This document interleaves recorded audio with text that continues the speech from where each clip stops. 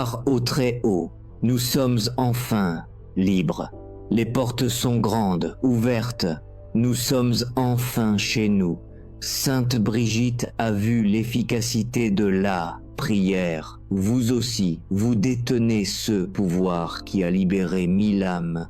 Priez pour elles, les sortir du purgatoire en un seul jour. 1000 âmes délivrées en une seule journée, non pas après des années de souffrance, non pas après des siècles de purification. Un seul jour, une seule prière et 1000 âmes élèvent des flammes vers la gloire éternelle. Lorsque Sainte Brigitte de Suède fut témoin de cela, elle tomba à genoux. Elle avait déjà vu le purgatoire auparavant. Elle avait été témoin des souffrances. Elle avait entendu les cris des âmes suppliant pour un soulagement, mais elle n'avait jamais rien vu de tel. Une seule prière offerte sur terre ouvrait les portes du purgatoire et libérait 1000 âmes d'un coup.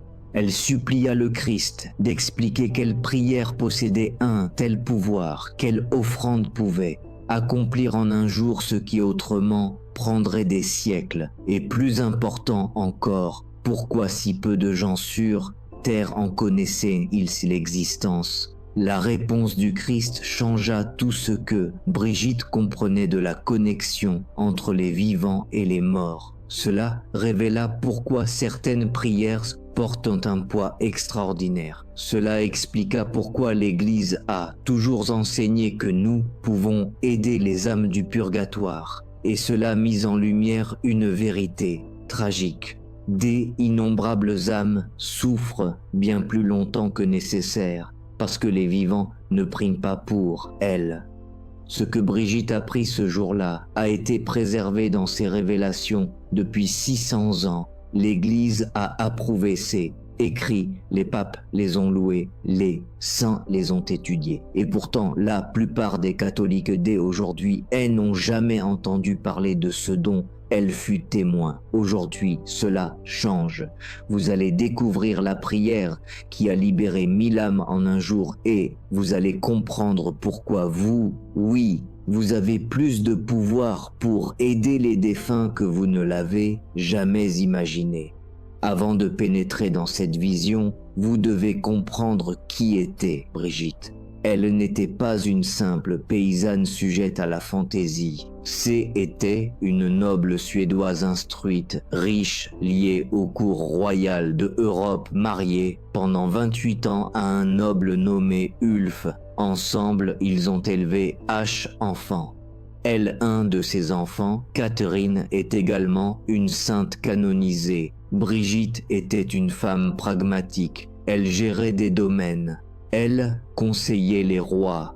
Elle naviguait dans la politique complexe de l'Europe médiévale. Elle n'était pas le genre de personne à imaginer des choses. Après la mort de son mari en 1344, tout changea.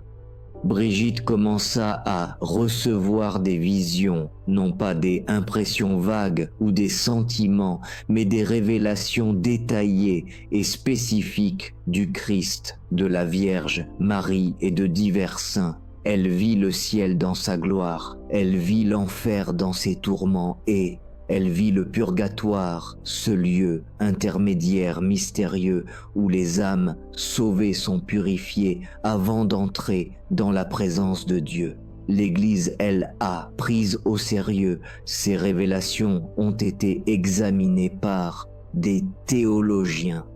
Plusieurs conciles de l'Église les ont passés en revue, des cardinaux les ont étudiés, des papes ont sollicité ses conseils. En 1391, elle fut canonisée. En 1999, le pape Jean-Paul II l'a nommée, elle, une des 6 saintes patronnes de l'Europe. Quand Brigitte parle de ce qu'elle a vu, nous ne sommes pas face à une légende ou au folklore. Nous sommes face à une révélation privée approuvée par l'autorité ecclésiastique, un témoignage que l'Église a formellement déclaré digne de foi. et ce qu'elle a vu concernant le purgatoire et la prière qui en libère, les âmes devraient transformer la manière dont chaque catholique pense à ses défunts.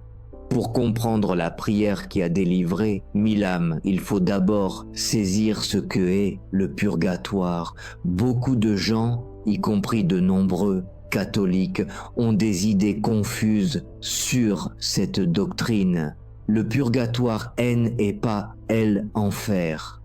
Ce N est pas un lieu de damnation.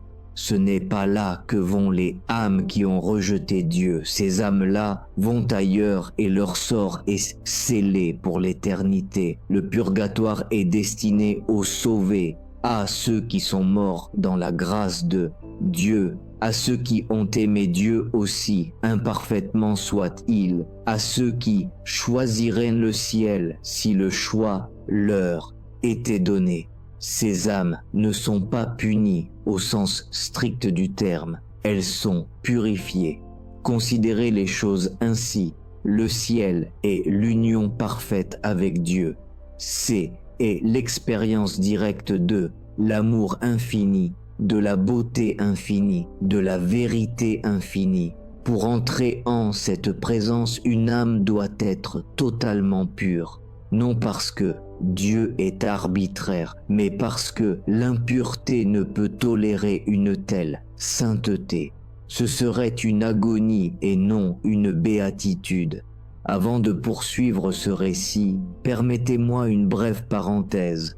Si cette réflexion a touché votre cœur jusqu'à présent, je vous invite, seulement si vous vous sentez appelé, à aider cette œuvre à atteindre quelqu'un qui pourrait en avoir besoin. Et l'Écriture dit que votre lumière brille devant les hommes afin qu'ils voient vos bonnes œuvres et glorifient votre Père qui est dans les cieux. Matthieu 516. En vous abonnant, en laissant un commentaire ou en partageant cette vidéo, vous aidez cette lumière à voyager un peu plus loin dans le monde. Un acte de charité silencieux. Merci. Amen. Le feu qui purifie l'or. La plupart d'entre nous meurent avec des attaches qui collent encore à notre âme.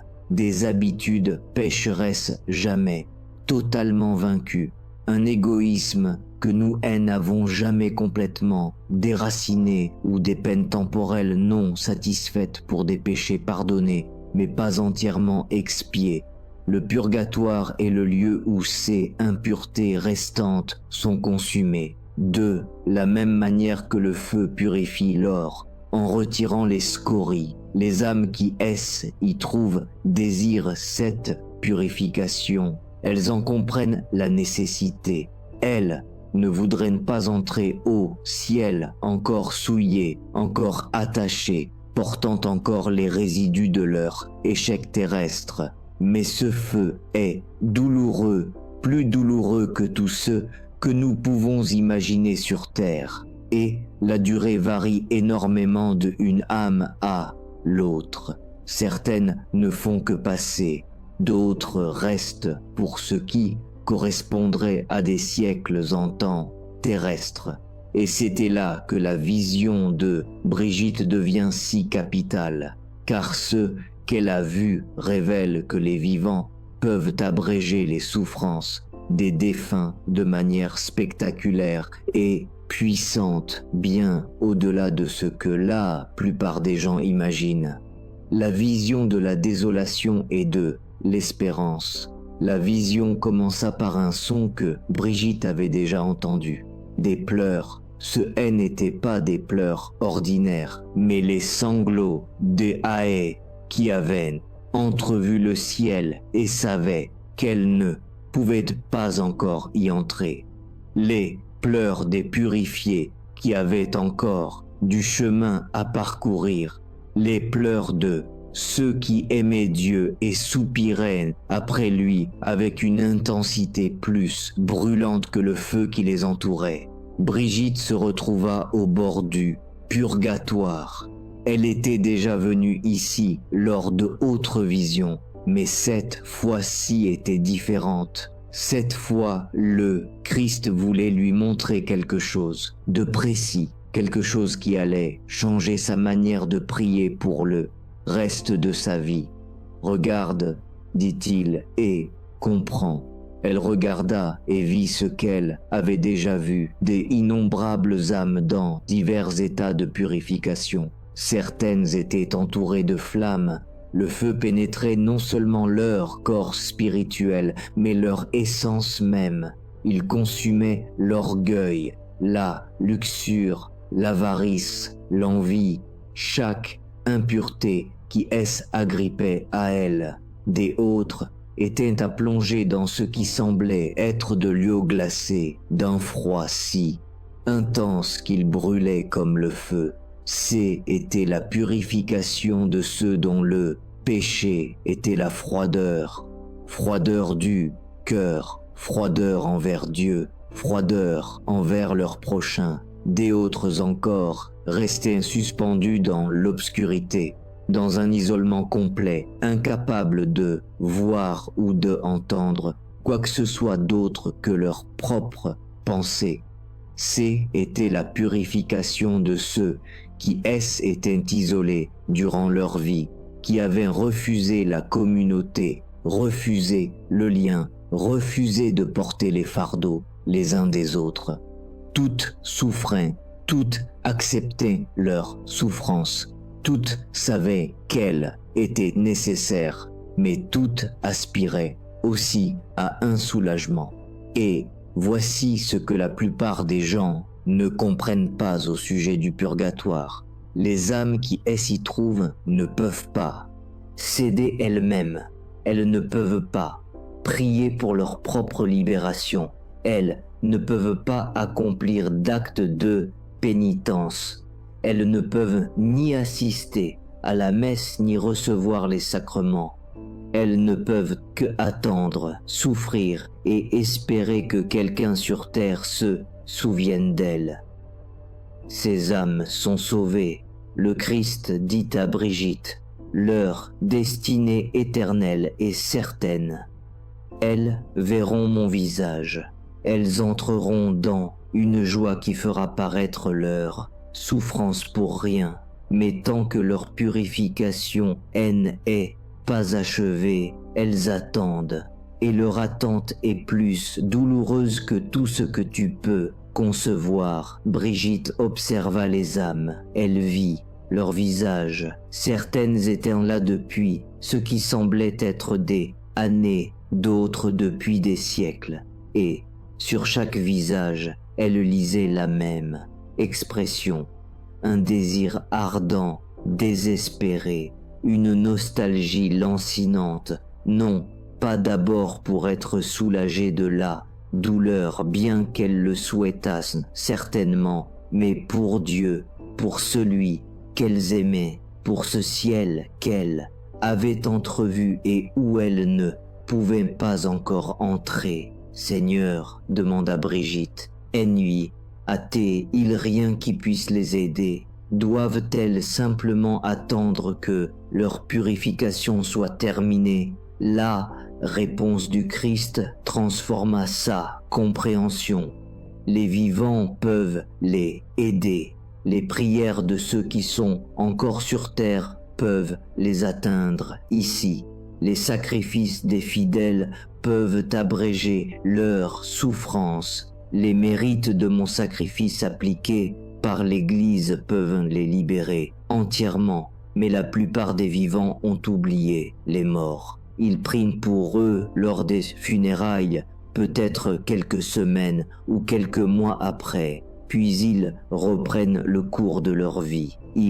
Présumons que les défunts sont soit au ciel, soit en enfer. Ils ne songent plus au purgatoire. Et ainsi ces âmes attendent bien plus longtemps que nécessaire, car plus personne ne se souvient d'elles.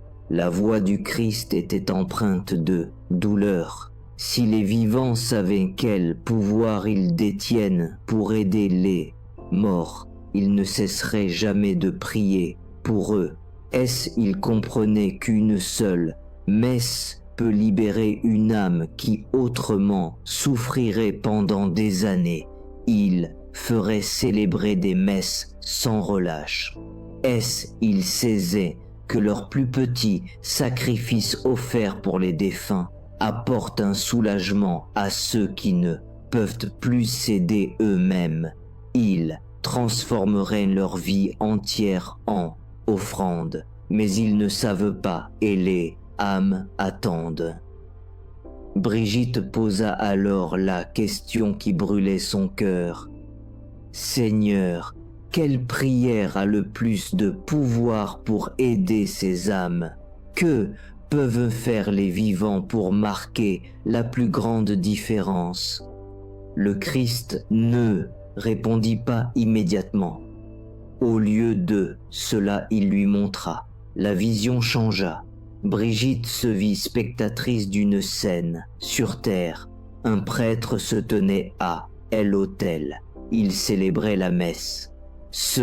Elle n'était pas une messe solennelle dans une grande cathédrale bondée, mais une messe simple et silencieuse dans une petite chapelle. Une douzaine de personnes à peine y assistaient, mais tandis que Brigitte regardait, elle commença à percevoir ce qui est invisible aux yeux ordinaires. Au moment où le prêtre prononça les paroles de la consécration, « Ceci est mon corps, ceci est mon sang », un événement se produisit dans le monde spirituel. Le ciel s'ouvrit, des anges descendirent.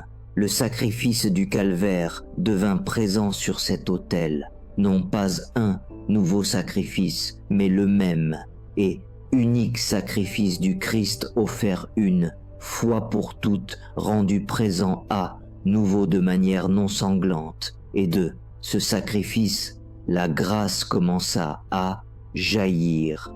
Une grâce plus puissante que tout ce que Brigitte avait jamais contemplé.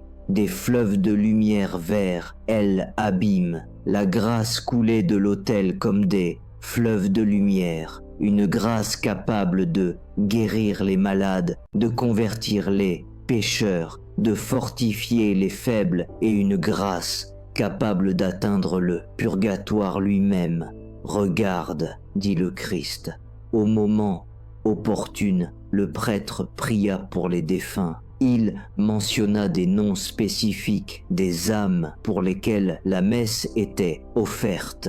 Et tandis qu'il priait, Brigitte vit les fleuves de grâce changer de direction. Ils coulaient vers le bas, vers le purgatoire, vers des âmes précises. Et quand la grâce toucha ces âmes, un miracle se produisit. Le feu qui les entourait apaisa. Le froid lâcha prise. L'obscurité se leva. Certaines âmes furent simplement soulagées. Leur souffrance réduite, leur purification abrégée, mais d'autres, celles dont la purification touchait à sa fin, qui n'avaient besoin que d'un peu plus de grâce pour atteindre la perfection, furent libérées. Brigitte les vit s'élever. Elle vit les flammes s'éteindre. Elle vit leur visage passer de la souffrance à la joie. Elle vit des anges venir pour les escortés vers les hauteurs. Elle les vit entrer au ciel.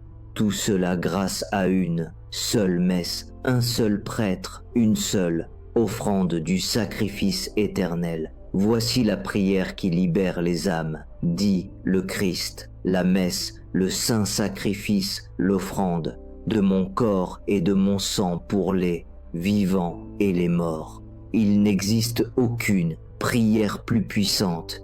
Il n'y a aucune offrande plus efficace. Rien de ce que les vivants peuvent faire pour les morts ne peut être comparé au fait de faire célébrer une messe pour eux. Brigitte comprit alors. Elle avait toujours su que la messe était importante. Elle y assistait quotidiennement dès qu'elle le pouvait. Mais elle n'avait jamais saisi puissance pour les défunts. Une seule messe continua. Le Christ offerte pour une âme au purgatoire fait plus pour elle que toute une vie d'autres prières. Non pas que les autres prières soient sans valeur, elles ne le sont pas. Mais parce que la messe N est pas seulement une prière humaine, c'est mon propre sacrifice rendu présent. C'est le calvaire lui-même offert à nouveau, appliqué à des âmes spécifiques. La puissance de délivrance. Le prêtre qui célèbre la messe détient le pouvoir de vider le purgatoire. Si assez de messes étaient offertes avec suffisamment de dévotion, aucune âme n'aurait besoin d'y rester longtemps. Mais les messes ne sont pas offertes. Les vivants oublient, les morts attendent. Le Christ marqua une pause. Laisse-moi te montrer ce qu'un seul jour d'offrande de messe fervente peut accomplir. La vision est élargie. Brigitte vit non plus une seule, mais des multitudes de messes célébrées à travers le monde dans de grandes cathédrales et de minuscules chapelles, dans des paroisses riches et de pauvres églises, de missions, sur des champs de bataille et dans des monastères. Partout où un prêtre se tenait à l'autel, le sacrifice était offert. Et, dans beaucoup de ces messes, le prêtre priait pour les morts, parfois pour des noms précis, parfois pour toutes les âmes du purgatoire, parfois pour les morts oubliés, qui n'avaient personne pour prier pour eux. Brigitte regarda la grâce couler de chaque messe vers le purgatoire. Elle vit les âmes recevoir du soulagement. Elle vit la souffrance diminuer. Et alors, elle vit ceci un seul jour. Toutes les messes offertes ce jour-là, toute la grâce coulant vers le purgatoire, toutes les âmes touchées, aidées, secourues, libérées. Elle essaya de compter les âmes sortant du purgatoire ce jour-là. Elle ne le put pas. Elles étaient trop nombreuses, mais le Christ lui dit, en ce jour, 8000 âmes ont été libérées du purgatoire. 1000 âmes qui auraient attendu des années encore sont maintenant au ciel. 1000 âmes qui souffraient sont maintenant dans l'allégresse. Tout cela grâce aux messes offertes aujourd'hui. Tout cela parce que des prêtres se sont tenus aux autels et ont rendu mon sacrifice présent. Tout cela parce que les vivants se sont souvenus des morts. Mamie, en un seul jour, Brigitte tomba à genoux. Elle n'avait jamais imaginé un tel pouvoir. Elle n'avait jamais compris ce que la messe accomplissait véritablement, ni l'âme libérée de la souffrance et admise dans la gloire éternelle en une seule journée. Mais le Christ n'avait pas fini. Tu as vu ce qui arrive quand les vivants se souviennent des morts, dit-il. Maintenant, laisse-moi te montrer ce qui arrive quand ils les oublient. La vision changea à nouveau. Brigitte vit une scène différente, une âme au purgatoire, un homme qui était là depuis ce qui semblait être une éternité. Sa souffrance était intense, son désir de Dieu était accablant, mais aucun secours ne venait, aucune grâce ne coulait vers lui, aucune prière ne l'atteignait depuis la terre. Cette âme est ici depuis 300 ans, dit le Christ. Brigitte fut horrifiée. 300 ans, Seigneur, pourquoi si longtemps? Elle n'était pourtant pas un grand pécheur. Sa purification aurait dû être brève. Quelques années de temps terrestre tout, au plus, mais personne ne prie pour lui. Il a eu des enfants, mais ils sont morts, sans descendance. Sa lignée est éteinte. Il n'y a plus personne sur terre qui se souvienne de son nom. Aucune messe n'a été offerte pour lui. Aucune prière récitée, aucun sacrifice consenti. Il est totalement oublié. Et ainsi il attend seul, souffrant sans autre soulagement que celui qui provient des prières générales de l'Église pour tous les défunts. La voix du Christ était lourde de tristesse. Il y en a beaucoup comme lui, des âmes qui sont au purgatoire depuis des siècles, parce que personne ne s'en souvient, des âmes dont les familles ont cessé de prier après une génération ou deux, des âmes qui n'ont eu ni enfant, ni héritage, personne pour porter leur mémoire. Elles ne sont pas damnées, elles seront finalement libérées. Mais leur souffrance est prolongée bien au-delà de ce qui était nécessaire, non pas à cause de leur propre péché, mais à cause de l'oubli des vivants. La puissance de la charité universelle. Brigitte posa la question qui germait dans son esprit. Seigneur, que en est-il de ceux qui prient pour toutes, les âmes du purgatoire sans connaître leur nom? Est-ce que cela aide les oubliés? La réponse du Christ apporta une lueur d'espoir. Oui, lorsque les fidèles prient pour toutes les âmes du purgatoire, cette grâce atteint chaque âme présente, y compris celles pour lesquelles personne ne prie spécifiquement. C'est et pourquoi l'Église encourage les prières pour tous les fidèles défunts. C'est et pourquoi le mois de novembre est dédié à la mémoire des morts. C'est et pourquoi la messe inclut des prières pour tous ceux qui nous ont précédés. Les âmes oubliées dépendent de ces prières générales. Sans elles, leur souffrance serait plus longue encore. Mais les prières spécifiques ont un pouvoir particulier. Une messe offerte pour une âme précise applique les mérites de mon sacrifice directement à cette âme. C'est être plus concentré, plus efficace, plus puissant que les prières générales. C'est et pourquoi j'exhorte les fidèles. Priez pour vos propres défunts en les nommant. Faites célébrer des messes pour eux. Ne présumez pas qu'ils sont déjà au ciel. Même les âmes les plus saintes ont souvent besoin de purification. Même les meilleurs chrétiens meurent avec des imperfections. Et quand vous aurez prié suffisamment pour vos propres morts, tournez vos prières vers les oubliés, les âmes qui n'ont personne, celles qui attendent, seules, celles dont les noms ont été perdus pour l'histoire mais qui me sont toujours connues. Elles vous le rendront au centuple lorsqu'elles atteindront le ciel. Elles intercéderont pour vous devant mon trône. Elles se souviendront de votre charité quand vous vous tiendrez devant moi au jour du jugement. Les autres trésors de l'intercession. Brigitte commençait à comprendre, mais elle avait d'autres questions. Seigneur, vous dites que la messe est la prière la plus puissante, mais tout le monde ne peut pas faire célébrer des messes. Tout le monde n'a pas accès à un prêtre. Que peuvent faire d'autres les vivants? Le Christ répondit avec patience. La messe est souveraine, mais elle n'est pas l'unique chemin. Laisse-moi te montrer les autres moyens par lesquels les vivants peuvent secourir les morts. La vision continua de se déployer. Brigitte vit une femme à genoux dans sa maison. Elle tenait un chapelet. Elle priait pour son époux décédé. Tandis qu'elle priait, Brigitte vit la grâce couler de sa prière vers le purgatoire. Certes moins puissamment que depuis la messe, mais de manière réelle, tangible, efficace. Le mari de cette femme reçut un soulagement.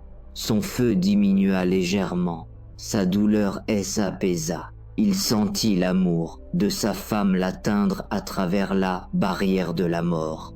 Le rosaire, expliqua le Christ, lorsqu'il est récité pour les morts, leur apporte un véritable réconfort. Moins que la messe, certes, mais de façon significative. 15 dizaines priées pour une âme est un présent que cette âme oubliera jamais. Brigitte vit une autre scène. Un homme effectuant un dur labeur physique, creusant un fossé, transpirant sous le soleil, mais tandis qu'il travaillait, il offrait sa fatigue pour sa mère, décédée des années plus tôt. Seigneur, que ce labeur serve à sa délivrance, priait-il silencieusement. Brigitte vit la grâce couler de son sacrifice vers sa mère au purgatoire. Toute souffrance peut être offerte pour les morts, dit le Christ. La douleur physique, les difficultés émotionnelles, les épreuves ordinaires de la vie, lorsqu'ils sont unis à mes souffrances et offerts pour des âmes précises, ces sacrifices deviennent une monnaie puissante dans l'économie du salut. Plus cela vous coûte, plus cela leur profite. Brigitte vit encore une autre scène. Un homme riche faisant le aumône aux pauvres. Pour l'âme de mon père, disait-il en donnant. La grâce coula vers son père au purgatoire. Elle aumône, dit le Christ. La charité faite au nom des défunts, cela aussi libère de la grâce pour eux. Le pauvre est secouru et le mort est aidé. 2 actes de miséricorde en un seul. Brigitte vit un prêtre récitant l'office divin, plus précisément l'office des défunts. La grâce coulait abondamment dans le purgatoire. Les prières des prêtres ont un pouvoir spécial, expliqua le Christ. Ils me sont configurés d'une manière unique par l'ordination. Quand ils prient pour les morts, leurs prières portant un poids qui dépasse les prières ordinaires. Enfin, elle vit une religieuse faire une heure sainte devant le Saint-Sacrement. Elle offrait son adoration pour les âmes du purgatoire.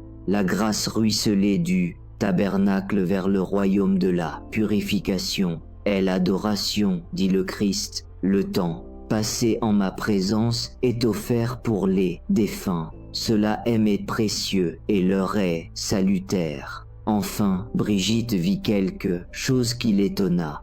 Une enfant, une petite fille d'environ 7 ou 8 ans, elle récitait ses prières du soir. Et mon Dieu bénisse grand-mère qui est au ciel, dit-elle. Pourtant, sa grand-mère, elle n'était pas encore au ciel, elle se trouvait au purgatoire. Et pourtant, Brigitte vit la grâce couler de la prière innocente de l'enfant vers sa grand-mère.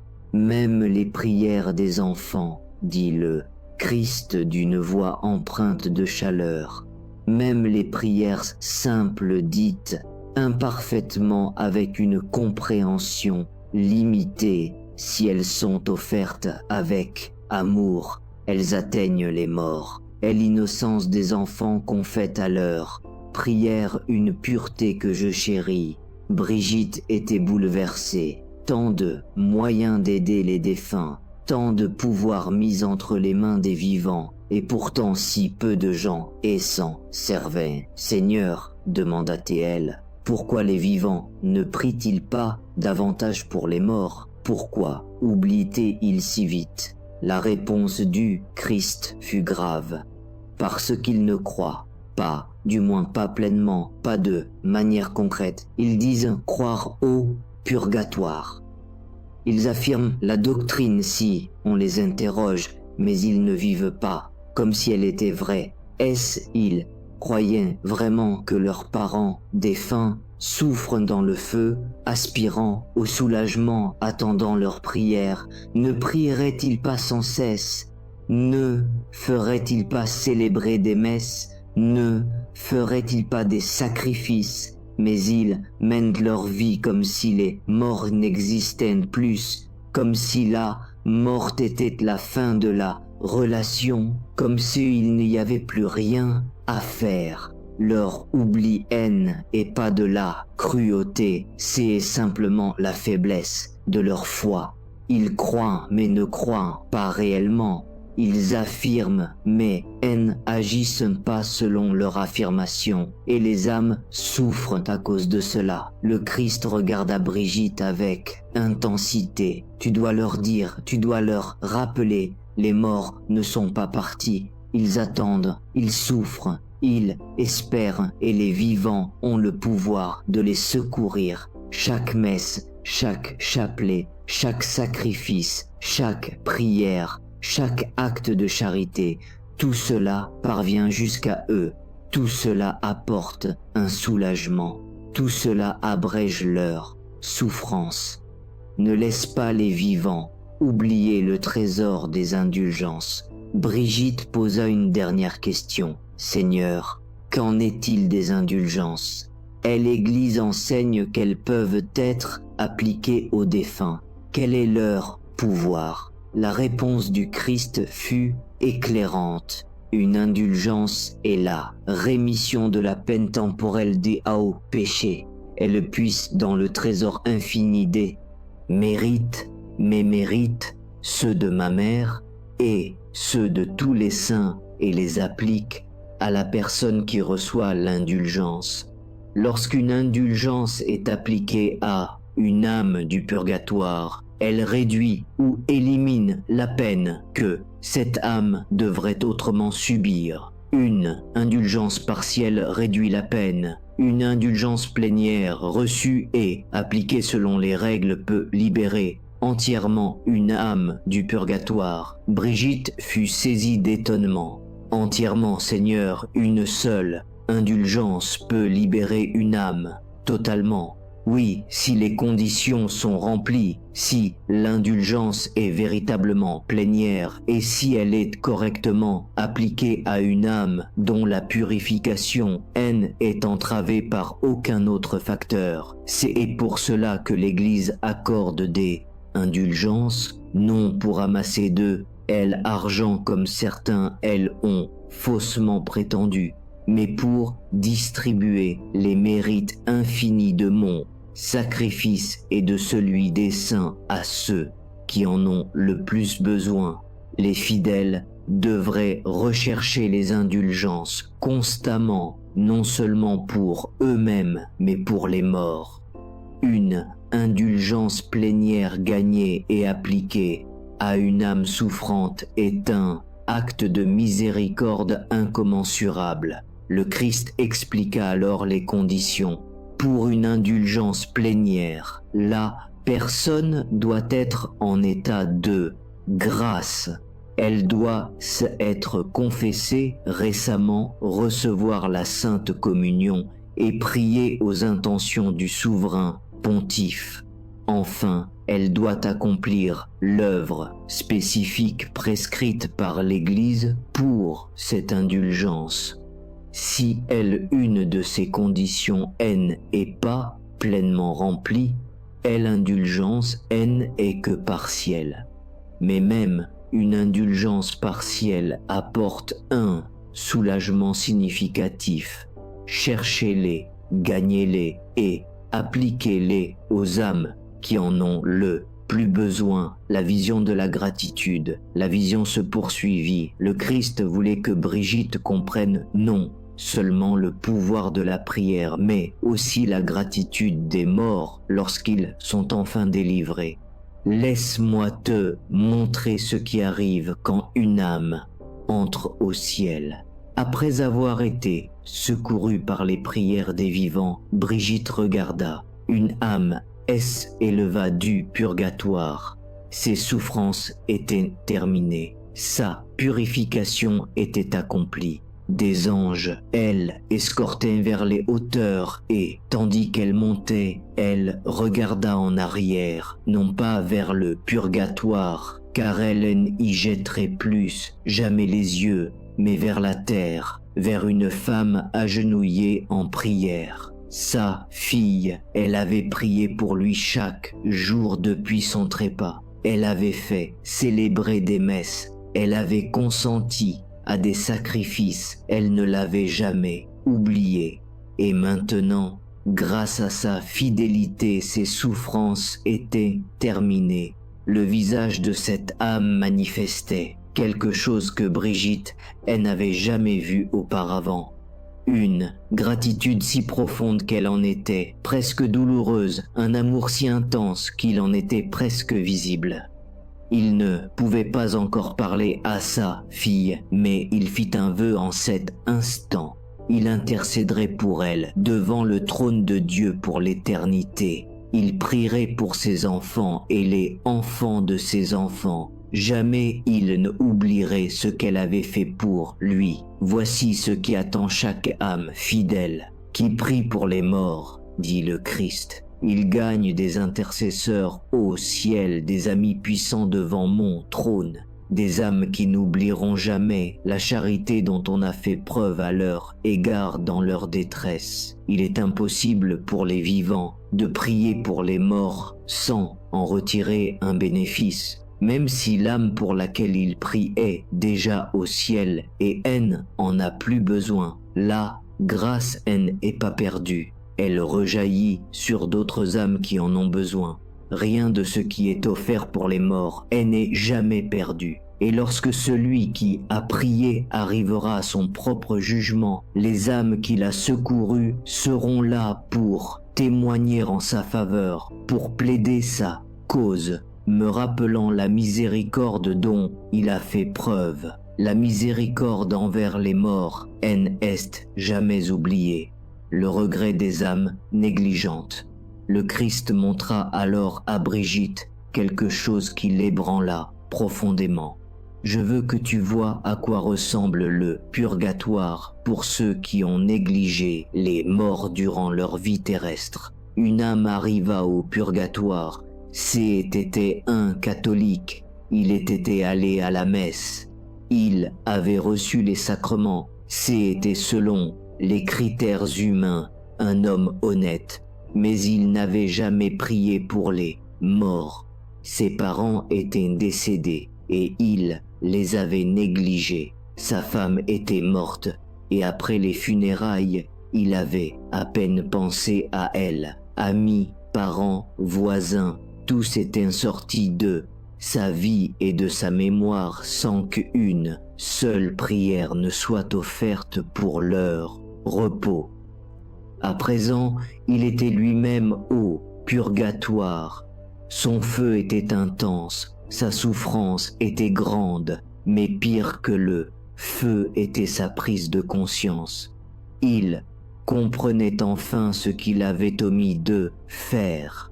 Il voyait ses parents attendre au purgatoire pendant des années sans aucune aide de sa part.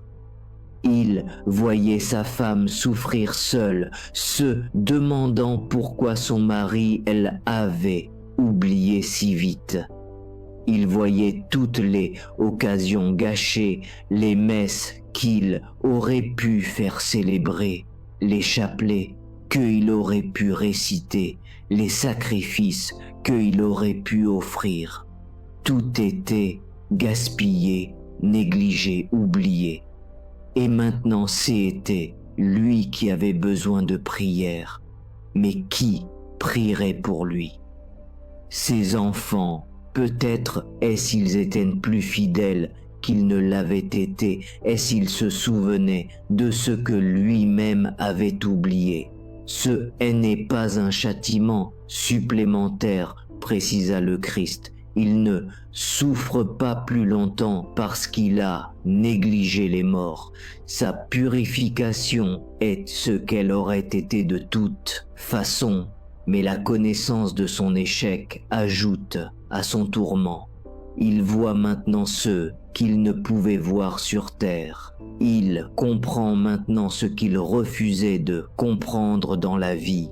Et il sait que s'il avait fait preuve de miséricorde envers les morts, la miséricorde lui serait maintenant accordée. On récolte ce que l'on sème même au purgatoire. Elle, appel final. Ne te tais pas. Brigitte en avait assez vu. Elle comprenait la messe, le chapelet, les sacrifices, les aumônes, l'adoration, les indulgences, les simples prières. Tout cela atteignait les morts.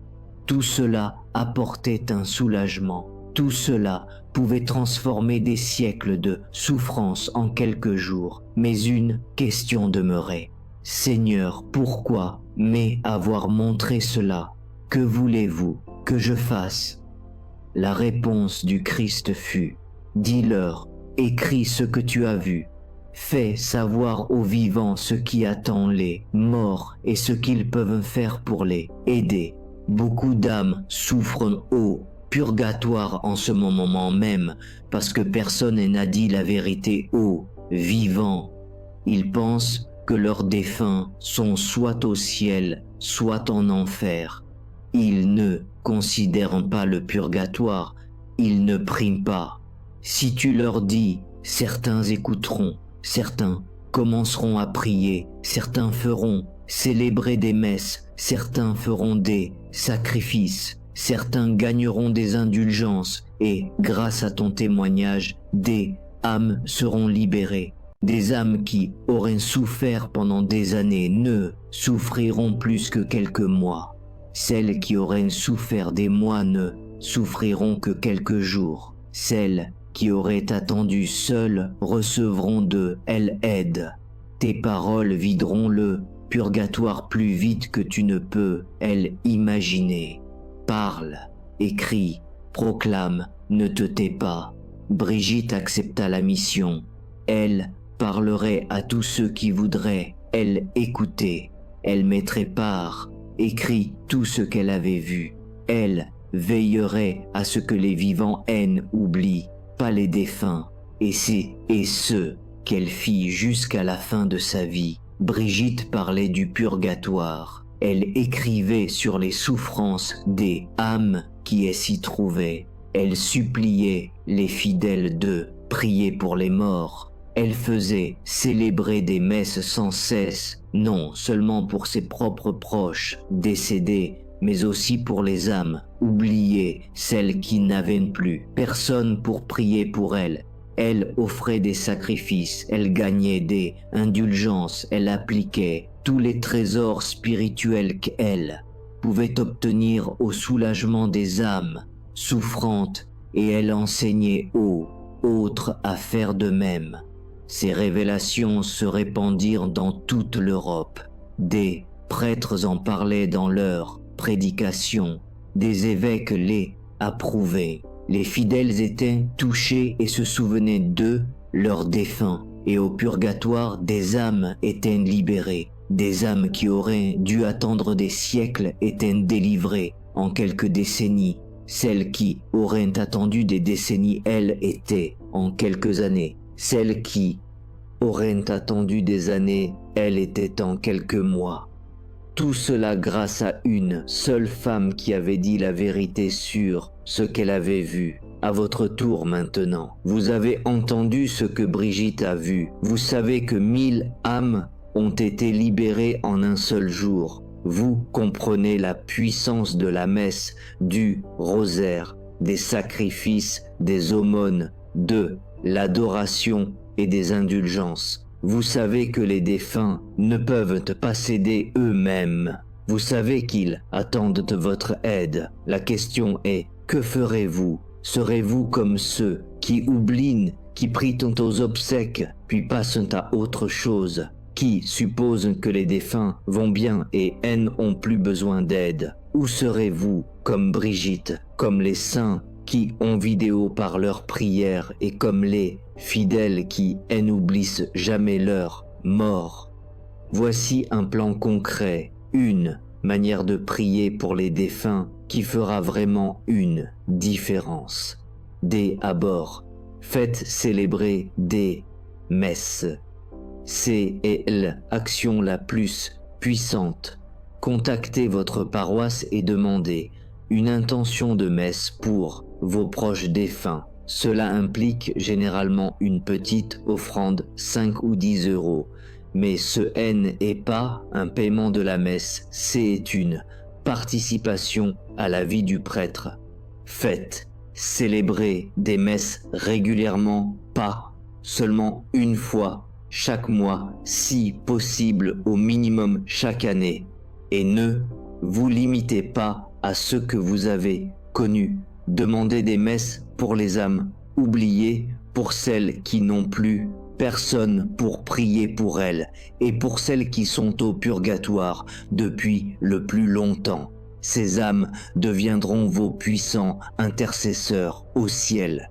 Ensuite, priez le rosaire pour les défunts. Vous pouvez offrir n'importe quel rosaire pour les âmes du purgatoire. Il suffit d'exprimer votre intention au début pour les âmes du purgatoire, en particulier vos parents défunts ou surtout les âmes oubliées ou celles qui mourront aujourd'hui.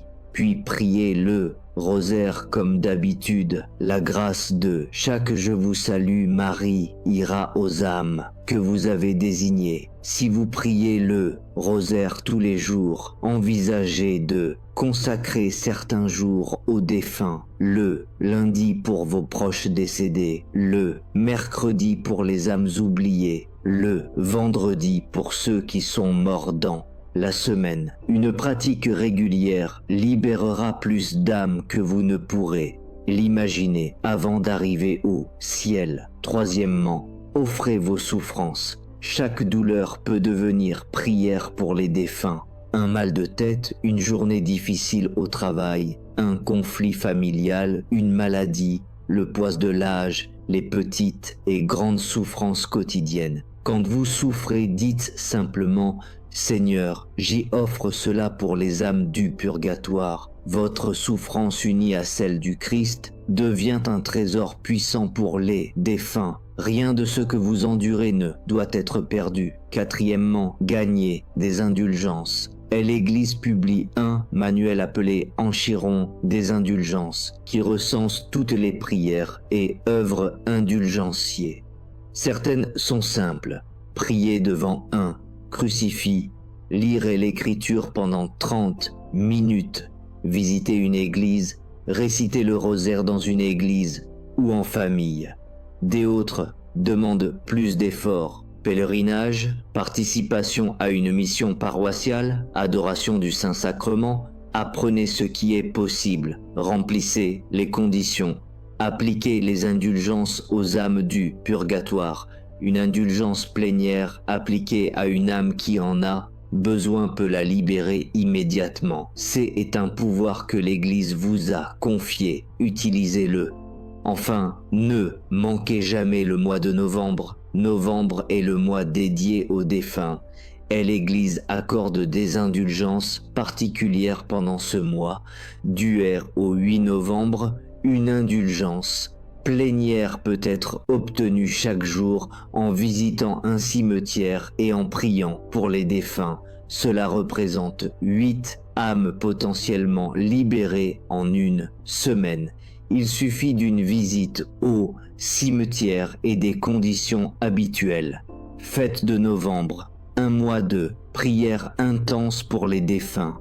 Visitez les cimetières, faites célébrer des messes, priez le rosaire chaque jour pour les âmes du purgatoire. Offrez des sacrifices. Ce que vous ferez en novembre résonnera dans le purgatoire comme un coup de tonnerre. Sièmement, souvenez-vous des âmes oubliées. Vos défunts familiaux sont importants, mais ils ont probablement d'autres membres de la famille qui prient pour eux aussi. Les âmes oubliées, celles dont les familles se sont éteintes, celles dont les descendants ne croient mais ils ne croient plus, et celles dont les noms ont été perdus dans l'histoire n'ont plus personne sauf vous. Prenez l'habitude de prier spécialement pour elles. Seigneur, je prie pour l'âme la plus oubliée du purgatoire, celle qui attend depuis le plus longtemps, celle qui n'a plus personne d'autre. Cette âme deviendra votre amie éternelle. Lorsqu'elle sera libérée, elle intercédera pour vous avec une reconnaissance qui ne s'éteindra jamais. Septièmement, enseignez aux autres. Ne gardez pas ce savoir pour vous seul. Parlez-en à votre famille, parlez-en à vos amis, parlez-en dans votre paroisse. Beaucoup de catholiques n'ont tout simplement jamais été instruits sur le purgatoire et sur la puissance de la prière pour les défunts. Ils ne sont pas malveillants, ils sont ignorants. Remédiez à leur ignorance, partagez ce que vous avez appris. Chaque personne que vous instruisez devient un nouvel intercesseur pour les morts. Chaque personne qui apprend à prier pour les défunts devient un canal de grâce vers le purgatoire. L'effet de multiplication est immense. Souvenez-vous de ce que le Christ a dit à Brigitte. 1000 âmes libérées en un seul jour grâce aux messes célébrées par des prêtres fidèles, grâce aux prières des fidèles, grâce aux sacrifices, aux indulgences, aux actes de charité. 1000 âmes. Ce n'est pas une légende, ce n'est pas une exagération. C'est ce qui arrive quand les vivants se souviennent des morts. C'est ce qui est possible quand l'Église fait ce pourquoi elle a été conçue et vous faites partie de cette Église. Vous avez accès à cette puissance. Vous pouvez participer à cette libération. La seule question est, le ferez-vous? Certains d'entre vous ont des proches, défunts, des parents qui vous ont élevé, un conjoint qui a partagé votre vie, des enfants partis avant vous, des amis qui vous ont accompagné. Ils sont peut-être au purgatoire en ce moment même, attendant, souffrant, espérant que vous ne les avez pas oubliés. Vous avez le pouvoir de les aider. Vous avez le pouvoir d'abréger leur souffrance. Vous avez le pouvoir d'accélérer leur entrée au ciel. Ne gaspillez pas ce pouvoir. Ne laissez passer un jour de plus sans prier pour eux. Faites célébrer une messe cette semaine. Récitez un chapelet ce soir. Offrez les difficultés de demain pour leur libération. Ils comptent sur vous. Ils ne peuvent pas céder eux-mêmes. Vous êtes leur seul espoir. Des autres parmi vous ont négligé les défunts non par cruauté, mais par oubli, par les occupations de la vie, par la simple inertie du quotidien. Vos parents sont morts il y a des années et vous n'y pensez presque plus. Vos grands-parents sont partis et vous ne priez jamais pour eux. Amis, parents éloignés, voisins, tous disparus de vos prières comme ils l'ont été de votre vue. Il n'est pas trop tard. Commencez aujourd'hui. Tout ce que vous avez négligé peut être rattrapé. Si longtemps que vous ayez oublié, vous pouvez commencer à vous souvenir. Les défunts sont patients. Ils recevront vos prières quand elles viendront. Commencez aujourd'hui et certains d'entre vous pensent à leur propre mort. Vous savez qu'un jour vous serez celui qui est au purgatoire. Vous serez celui qui souffre. Vous serez celui qui attend des prières qui viendront ou non. Ce que vous faites maintenant pour les défunts est une semence plantée pour votre propre moisson future. La miséricorde que vous montrez vous sera montrée. Les prières que vous offrez seront offertes pour vous. Les messes que vous faites célébrer le seront pour vous. Et les âmes que vous libérez vous attendront pour vous accueillir quand vous arriverez non au purgatoire mais au ciel, car elles auront intercédé pour vous. Elles auront plaidé votre cause, elles auront obtenu pour vous des grâces qui auront abrégé votre propre purification. Ce que vous donnez aux défunts vous reviendra multiplié. Ce n'est pas une économie spirituelle, c'est la simple justice. C'est ainsi que fonctionne la communion des sens. Sainte Brigitte de Suède a vu 1000 âmes libérées en un seul jour. Elle a passé le reste de sa vie à essayer de multiplier ce nombre. Elle priait, elle offrait des sacrifices, elle faisait célébrer des messes, elle enseignait aux autres. Elle n'a jamais arrêté et quand elle est morte, elle a été accueillie au ciel par des innombrables âmes qui étaient là grâce à ses prières, des âmes libérées par son intercession, des âmes qui avaient attendu au purgatoire et avaient été délivrées par sa charité, des âmes qui passeront l'éternité à la remercier pour ce qu'elle avait fait.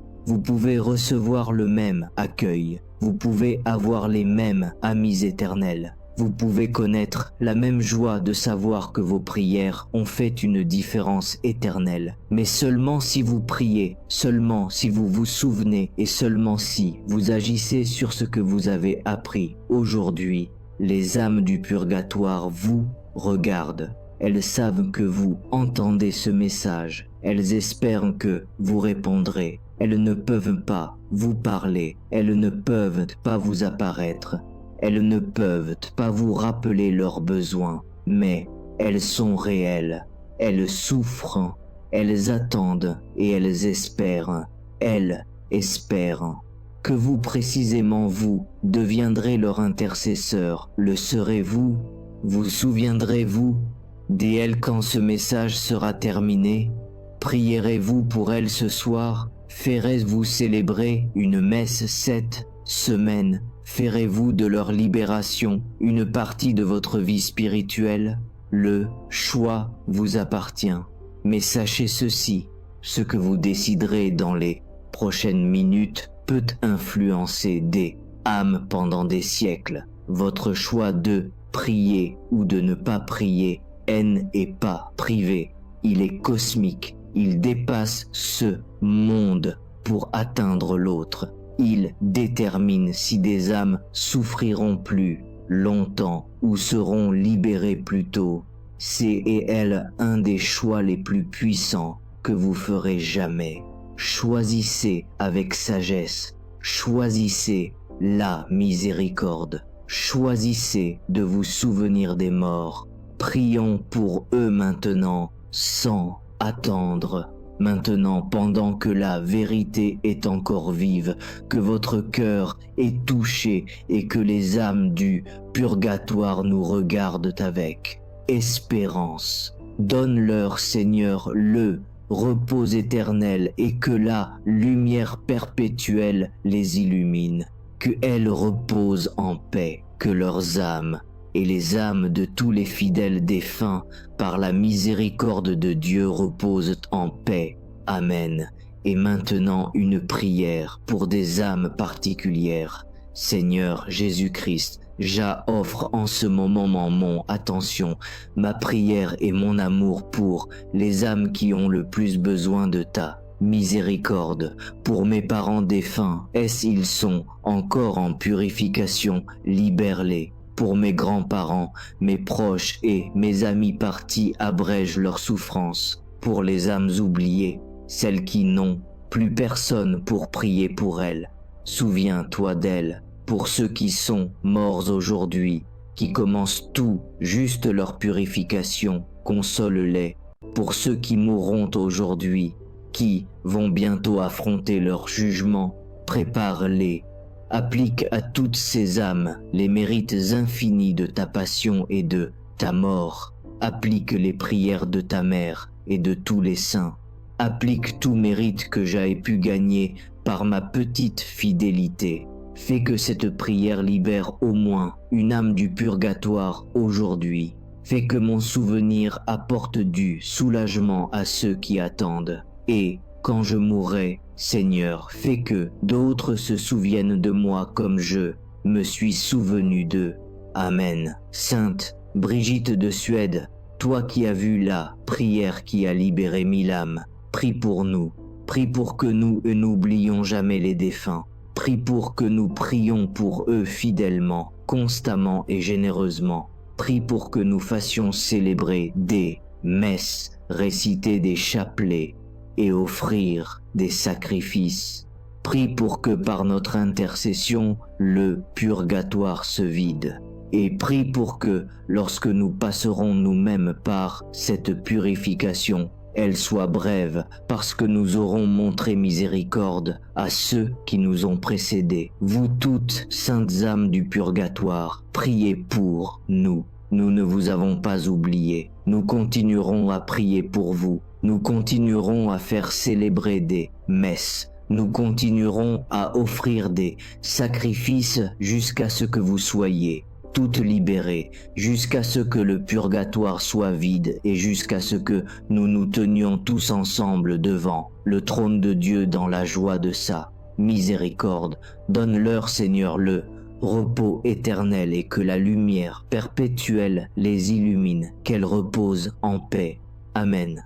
En terminant, je voudrais vous laisser une bénédiction ancrée dans la même vérité à laquelle Sainte Brigitte a consacré sa vie. Une seule prière sincère peut ouvrir une porte de grâce. Et l'Écriture nous dit « Approchez-vous de Dieu et il s'approchera de vous ». Jacques 4,8. Si vous vous sentez touché, écrivez simplement Amen ou partagez. Dès où dans le monde vous suivez ce message. Chacun de nous s'approche à sa manière et parfois voir une autre âme dire Amen et l'encouragement dont quelqu'un